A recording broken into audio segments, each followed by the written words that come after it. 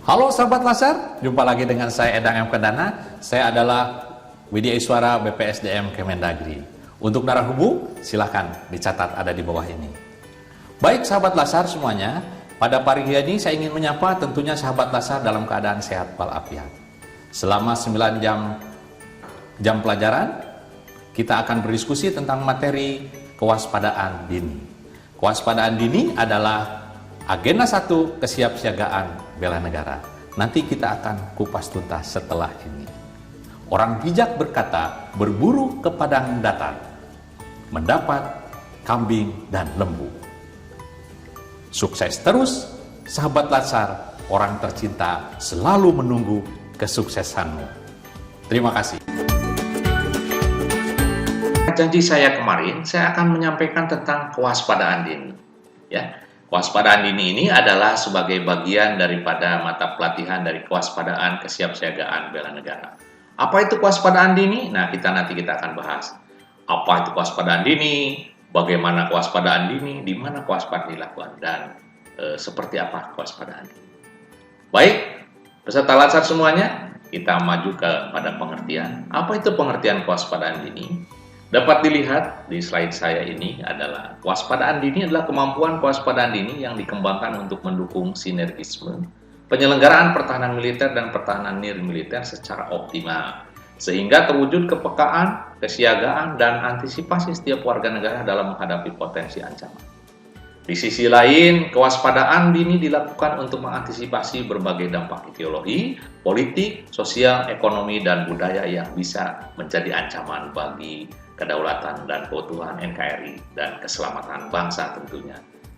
Juga ada pengertian tentang kewaspadaan dini adalah kondisi kepekaan kesiapsiagaan atau kesiagaan dan antisipasi masyarakat dalam menghadapi potensi dan indikasi tumbuhnya bencana, baik bencana perang, bencana alam maupun bencana karena ulah manusia. Ya, tercantum di dalam Permendagri nomor 12 tahun 2006 tentang kewaspadaan dini bagi masyarakat di daerah. Itu tentang kewaspadaan dini. Saya kira clear untuk pengertian kewaspadaan dini.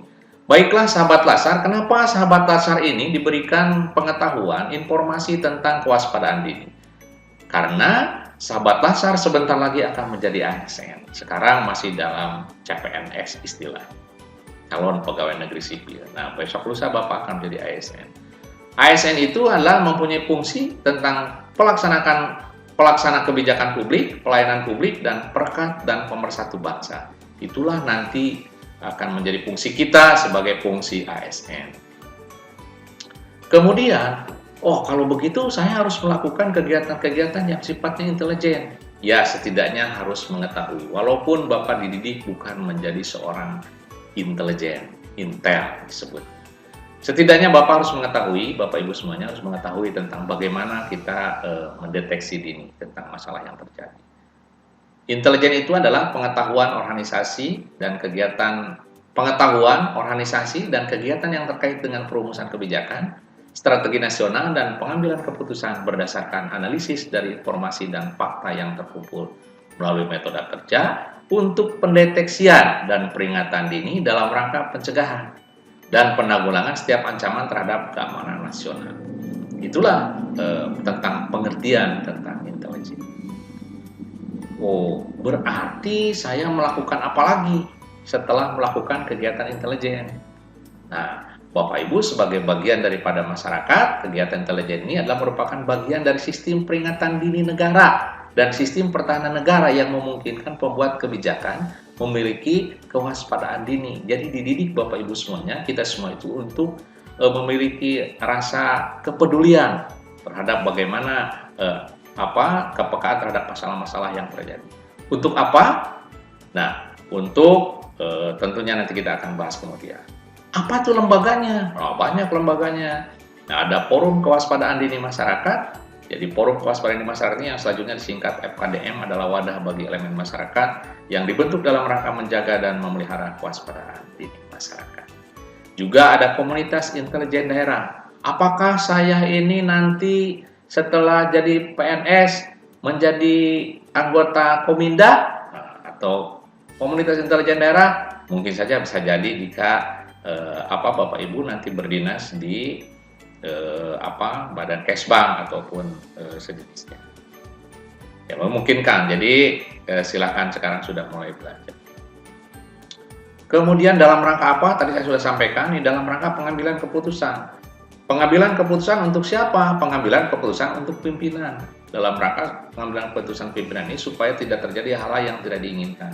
Jadi tepat sasaran apa yang disampaikan oleh pimpinan ketika mengambil keputusan. Apa implementasinya? Implementasinya adalah kita dididik untuk membuat, di samping menelaah, juga membuat laporan. Pelaporan informasi dibuat apabila ada kejadian tertentu atau kejadian khusus dengan fakta dan data yang akurat, menggunakan daftar penilaian atau neraca penilaian, ya, dengan simulasi 5W1H. Biasa kita dalam membuat laporan itu adalah 5W1H. Baik Bapak Ibu semuanya, sebelum membuat laporan tentunya kita membutuhkan bahan-bahan yang akan dilaporkan. Apa saja yang bahan dilaporkan adalah ada istilahnya bapulket atau bapulket, silakan saja menyebutnya seperti apa. Yang jelas singkatannya itu adalah seperti begitu, dan penjelasannya adalah badan atau orang yang mengumpulkan keterangan atas perintah atau permintaan yang didasarkan pada suatu rencana atau pada suatu prosedur tertentu.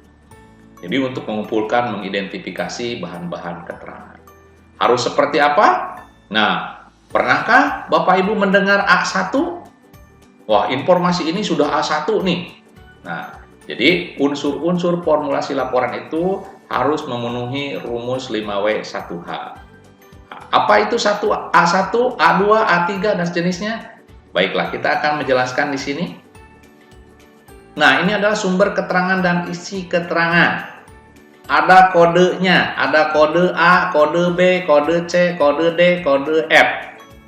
Nah, ini kemudian kode untuk isi keterangannya. Ada kode 1, kode 2, kode 3, kode 4, kode 5, dan kode 6. Itu adalah tentang keterangannya.